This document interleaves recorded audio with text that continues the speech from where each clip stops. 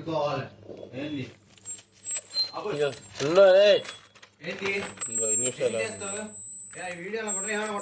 ఉన్నది పోదు, లేనిది రాదు. నీవు వెదికేవాడు నీలోనే ఉన్నాడు. తెలుసుకోలేక ఎక్కడో ఉన్నాడని వెతుకుతూ ఉన్నావు అంటారు సద్గురు సుబ్రహ్మణ్యం గారు. జ్ఞానికి జీవితం అనేటువంటిది ఒక అభినయమే అవుతుంది. అజ్ఞానికి అది అనుభవం అవుతుంది. ఏక వస్తువుగా తన్నెరిగి ఆనందించడమే అదే మహాయోగం. అవిశ్వాసి సాధన చేస్తాడు. విశ్వాసి అనేటువంటి వాడు ఊరకనే మౌనంగా ఉంటాడు. అదే రమణ మహర్షి చెప్పింది. ఊరకే ఉండు చాలు అని చెప్పాడనమాట ఆయన. జీవిత లక్ష్యం జీవించడమే. అది ఒక గోల్ ఉండాలి, జీవించాలి. ఎందుకు జీవిస్తున్నాము, దేనికోసం జీవిస్తున్నాము అనేటువంటిది ఉండాలి. ఒక లక్ష్యం అనేటువంటి దాంతో జీవించాలి మానవుడు. నీకు ఉన్నది పోదు, లేంది రాదు, అంతా కూడా శివ సంకల్పమే. ఏతత్ సర్వం శివ సంకల్పమస్తు. నీతోనే నీవు ఉండు, అంతేగాని నీవుగా ఉండొద్దు. సుఖాలు దుఃఖాలు రెండూ లేనివాడే నిజమైనటువంటి సుఖీ. త్రిమూర్తులు అంటాం, అంటే ముగ్గురు అంటాం. బ్రహ్మ విష్ణు మహేశ్వరులు అని ముగ్గురు లేనే లేరు. ఒక్కడే ముగ్గురుగా తయారయ్యాడు. ఎవరు అంటే మహాశివుడే అవసరం వచ్చినప్పుడు బ్రహ్మగా, సృష్టికర్తగా, ప్రవర్ధకుడుగా, విష్ణువుగా, లయకారుడుగా తయారైంది ఒక్క మహాశివుడే. ముగ్గురుగా తయారయ్యాడు ఆయన. ఎలాగా అంటే, నువ్వు చిన్నపల్లెవాడిగా ఉన్నప్పుడు అనేక మంది తోటి స్నేహం చేసావు, ఆడుకున్నావు. యుక్త వయస్సు వచ్చిన తర్వాత వివాహం చేసుకున్నావు. భార్య వచ్చిన తర్వాత పిల్లల్ని కన్నావు. ఈ మొత్తానికి ఎవరు? ఒక్కడే అనేకంగా తయారయ్యాడు అవసరాన్ని బట్టి. అదే రకంగా మహాశివుడు కూడా తన అవతారాలని రూపాలని మార్చుకొని ఒక్కడే అనే రకంగా తయారు. కాబట్టి త్రిమూర్తులు ఒక్కడే, ఒక్క పరమశివుడే అంటారు సద్గురు. నీతోనే నీవు ఉండు, అంతేగాని నీవుగా ఉండొద్దు. సుఖాలు దుఃఖాలు రెండూ లేనటువంటి వాడే నిజమైనటువంటి సుఖి. ప్రతి ఒక్క త్రిమూర్తులతో సహా ప్రతి ఒక్కడు కూడా వివసులై ఉన్నారు అనేది నిజం. నిజాయితీపరుడు, మోసగాడు ఇద్దరూ స్వతంత్రులు కానే కారు. ప్రపంచంగా చూస్తే అది పెద్ద బంధమే అవుతుంది. ప్రపంచాన్ని బ్రహ్మంగా చూసినట్లయితే అది మోక్షం అవుతుంది. అందరూ ఒక్కడిలోనే ఉన్నారు. ఆ ఒక్కడు అందరిలో కూడా ఉన్నాడు. దేనికైనా సరే వదలగలిగి వదలకుండా ఉండు, దాటగలిగి దాటకుండా ఉండు. మోక్షము కలదని ఉండుట ఒక పెద్ద బంధం. బంధము లేదని ఉండుట అదే మోక్షం. అజ్ఞానికి అసలు దేవుడే లేడు. అసలు వాడిది మంచి పని. సర్వ సంధ్యాలైనటువంటి వాడు ఉంటాడు అజ్ఞాని, వాడిది మంచి పని. ఏదో వాడి పని వాడు చేసుకుంటూ టయానికి తింటాడు, తిరుగుతాడు, పోతుంటాడు. ఇంక ఏమి ఆలోచించాడు దేవుడు ఉన్నాడా లేడా అని. కాబట్టి అజ్ఞానికి దేవుడు అసలు లేనే లేడు. ఎందుకంటే దేవుడు అంటే ఎవడో వాడికి తెలియదు కాబట్టి. జ్ఞానికి అసలు తానే లేడు. చూడండి ఏం చెప్పాడు గురువు గారు. అజ్ఞానికి దేవుడు లేడు, జ్ఞానికి తనకు తానే లేడనమాట. అదే దైవత్వాన్ని పొందడం. నన్ను అంటుకునేది ఏమీ లేదు, నేను అంటుకోవడానికి కూడా ఏమీ లేదు.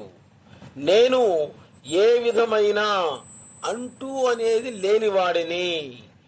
అనే అనుభవ రూపమైనటువంటి నా స్థితే స్వస్థితి. చూడండి ఎంత అద్భుతంగా చెప్పారో సుబ్రహ్మణ్యం గారు. నేను అంటు లేనటువంటి వాణ్ణి, నేను అంటుకుందామంటే ఏమీ లేదు. కాబట్టి నేను అనేటువంటిది ఏ విధమైన అంటులేని వాణ్ణి అనేటువంటి అనుభవ రూపమైనటువంటి నా స్థితి ఏదైతే ఉందో అదే స్వస్థితి అని అంటారు గురువు గారు.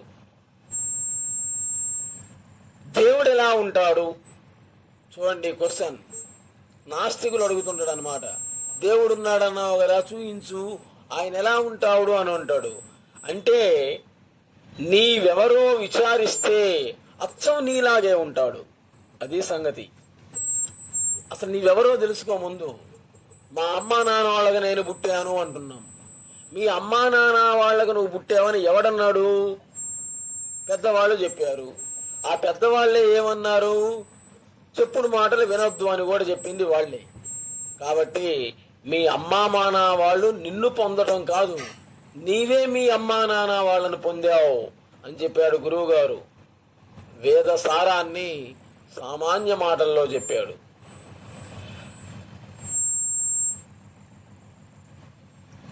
లేకనే ఉన్న తాను లేకుండా పోవడమే ఆత్మ విచార ఫలం. చూడండి ఏం చెప్పాడు.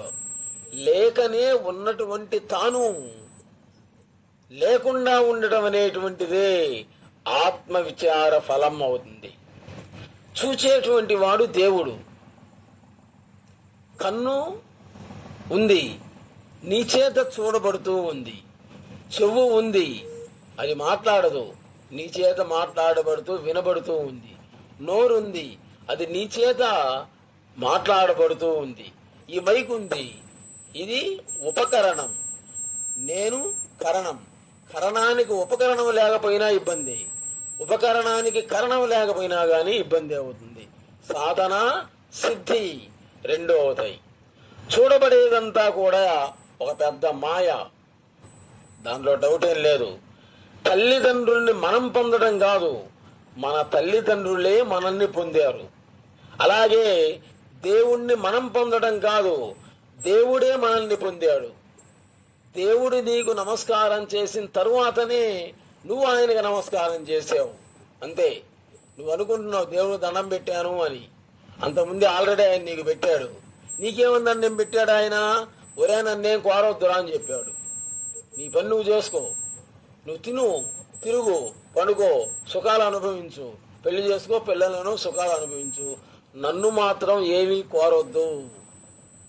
ఎవరిని ఏది కోరనటువంటి వాడికే దేవుడు దండం పెడతాడు అని ఎవరికి చెప్తాడు? ఆయన దగ్గర ఉండే పూజారికి చెప్తాడు. అటు భగవంతుడికి భక్తుడికి మధ్యలో అనుసంధానకర్త పూజారి, అక్కడ ఉండేటువంటి అర్చకుడు. అర్చకుడిని బతిమలాడుకుంటాడు, అయ్యా ఈరోజు నన్ను ఎవ్వరు ఏమి అడగకుండా చూడవయ్యా అని. నీవు కూడా అడగొద్దని కూడా చెప్తాడు అనమాట ఆయనతోటి. కాబట్టి తల్లిదండ్రుల్ని మనం పొందడం కాదు, మన తల్లిదండ్రులే మనల్ని పొందారు.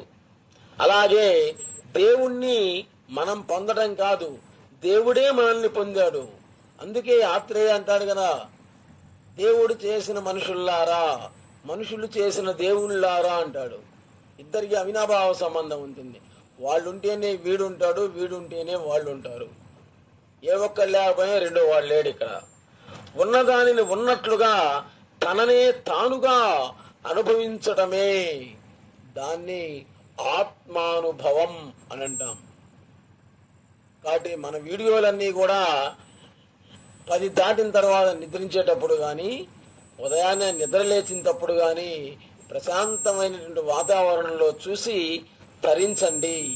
అజ్ఞానాంధకారాన్ని పోగొట్టుకోండి, మనిషిగా జీవించండి అని సుబ్రహ్మణ్యం గారు చెప్పారు. జిల్లెళ్ళమూడి అమ్మవారు అదే చెప్పారు, రమణ మహర్షి అదే చెప్పారు. కాబట్టి వాటిని మనం శిరసావహిద్దాం, ఆచరిద్దాం, మనుషులుగా జీవిద్దాం. నమస్తే. నెక్స్ట్ ఎపిసోడ్లో మళ్ళీ కలుద్దాం.